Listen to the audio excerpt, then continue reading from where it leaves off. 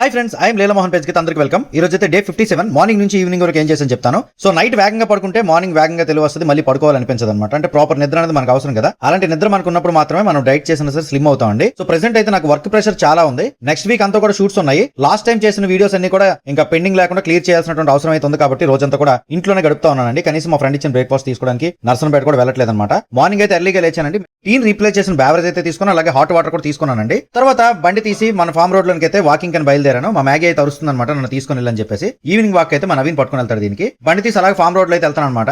Road మీద బండి పెట్టేసిన తర్వాత జగదీష్ గారు ఆల్రెడీ ఒక రౌండ్ అయితే వాకింగ్ చేసి వచ్చారు. వర్కౌట్స్ అయితే చేస్తున్నారు. వస్తారేటండి అలా వాకింగ్ అనేసి అంటే పదండి అని చెప్పేసి మన కోసం చెప్పేసి ఇంకో రౌండ్ అయితే వేసారనమాట. మార్నింగ్ సన్ రైజ్ అయినాక రోడ్ అయితే చాలా బ్యూటిఫుల్ అనమాట.